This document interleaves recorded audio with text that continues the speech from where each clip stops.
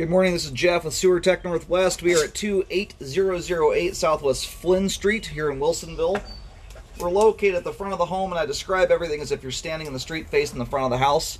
So we are off to the left of the front door. We're like perfectly in between the front door and the garage door. Just out from the patio here. In fact, this cleanout sticks out really well, but it lines up perfectly with the middle of this window. Go straight out to the bark dust here, you'll find the cleanout.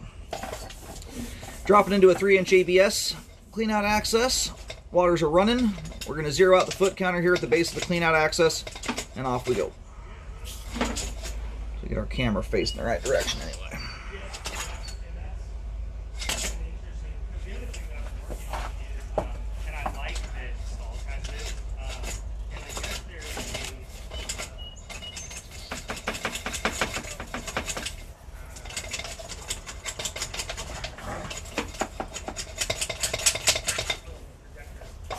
There we go.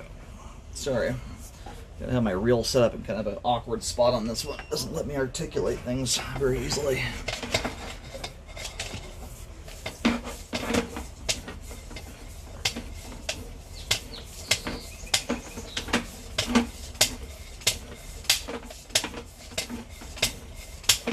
It's kind of the tan brownish stuff you see. You'll get a better view of it when the line's drained out, but you see in the line right now, especially underneath where the water is flowing, is grease buildup.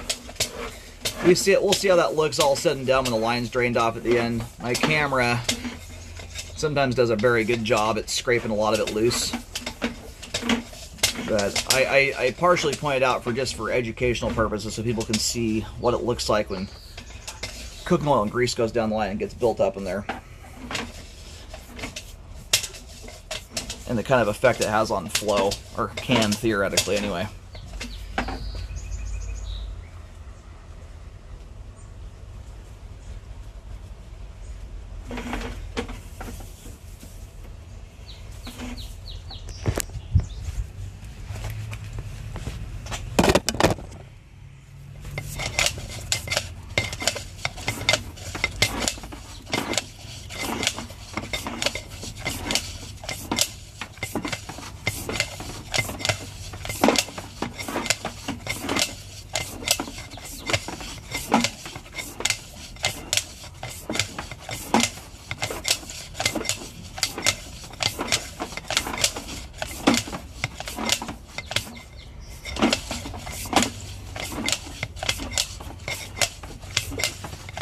We might have some bellying going on the line. It's hard to say until the line's drained out here. My camera scraped enough junk loose that it doesn't take very much debris up in front of the camera to create the illusion of standing water, so we shall see here once things drain off. We're going to go locate really quick here. It looks like the line terminates directly into the manhole, so a pretty easy one to figure out. Alrighty, located the camera head successfully. Line terminates out on Southwest Flynn Street. There are two manholes that are essentially straight out from the driveway. One is closer to the driveway, one is further. The closer in one is the one that the line terminates into. Now, based on the trajectory, you can actually see the line down underground. If you look at the vent holes, you can see the angle at which the pipe comes in there. The line looks like it crosses to the far left side of the driveway, or dang close to it, and then turns and shoots off into the road.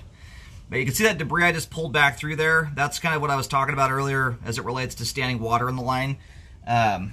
We were pushing some debris around, scraping it off the flow line. So it's one of the reasons why you want to make sure you're being vigilant about keeping the line clean of grease buildup. It really helps prevent stuff from hanging up, especially when occasional improper things do go down the line.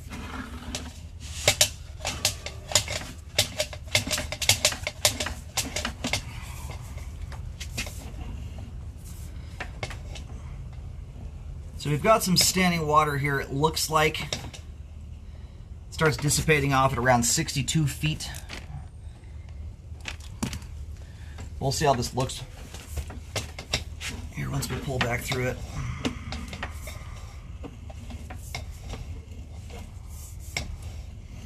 So far, the water line's sitting at about a 1/4 of an inch or so.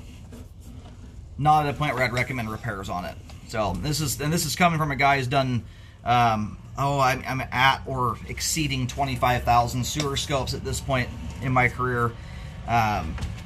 Where I start to consider repairs on bellies is once there's a 5-foot section of pipe with an inch of water in it that's static with no water running at all. And even at that point in a plastic sewer line, it is still hugely, hugely up to the homeowner as to whether or not that thing ever manifests itself. And by that I mean how you treat the line. A 5-foot long belly with an inch of water in a plastic line like this, for instance, takes a lot of doing on the homeowner side to ever develop a blockage. So if you're dumping tons of grease, cooking oil, wipes, gigantic balls of toilet paper, and doing that a whole bunch of times, stuff like that, that's where you can get your potential for a blockage to occur in a situation like that. So there's still a little bit more standing water here. It's hard to gauge the exact level of it, because you can see we do have some buildup in the line.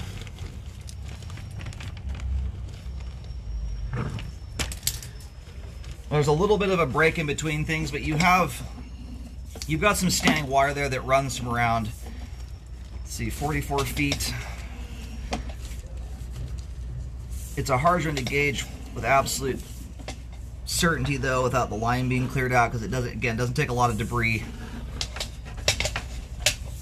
to cause a level of standing water. Either way here, so from around 42 feet approximately to around 62 feet, you've got somewhere between a 1/16 and a 1/4 inch of water. To get a proper look at that spot there, you'd realistically have to clean the line out. But it's not a spot I'm recommending repairs on anyway. If you notice, the top of the pipe is clean. There's zero buildup, and I would not expect to see a lot of buildup in a scenario like this. That belly there just does not have a lot of standing water in it. It's also situated at the end of the line. So, and the overwhelming amount of debris buildup that we're even seeing in the line here, I am going to recommend cleaning, is grease, and some of that looks like flushable wipes. It doesn't look like stuff that's disintegrating. So, just about everything that's in here right now is stuff that shouldn't have gone down the line. And that's what I want to see as it relates to standing water issues. If I start seeing a line that's got nothing but folded toilet paper in it and toilet paper's hanging from the top of the sewer line, that's a different story. We don't want to see proper items causing problems. In this case, we have none. All right, just a quick locate there, just to get an idea as to the trajectory, the exact route the line takes. So the line, it crosses the full width of the driveway. It actually pops out the left side. It goes about, approximately 3 feet or so past the left side edge of the driveway into the bark dust, and then turns and shoots out to the street.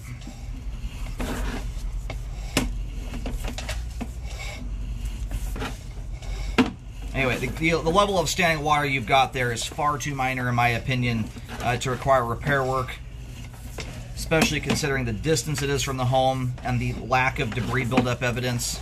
In fact, the only spot in the line here where I see any... Right now my camera's kind of upside down. The bottom right-hand corner of the screen is actually the top of the pipe. You can see there's a little bit of debris there. What that looks like is just the remnants of a past blockage, just a good old-fashioned one. Someone flushed too much stuff down the pipe. Line clogged up temporarily, and then it broke loose on its own. Over in the bellied area, there is no buildup. And right now, that standing at the top of the pipe doesn't even come back to this point here. So, and that's not an uncommon thing to see. That's what it looks like when, you know, a kid flushes 14 balls of toilet paper down the line, plugs it up for a moment, and then the line breaks loose on its own naturally under head pressure.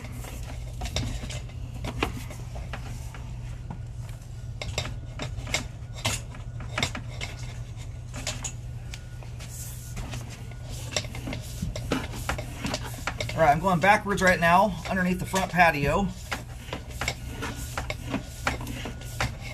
And right about here is where the line crosses into the crawl space area. And all that piping is exposed. So we do have some grease buildup going back into the home here. So I do recommend the line be cleaned. There's a fair amount of grease buildup in the pipe.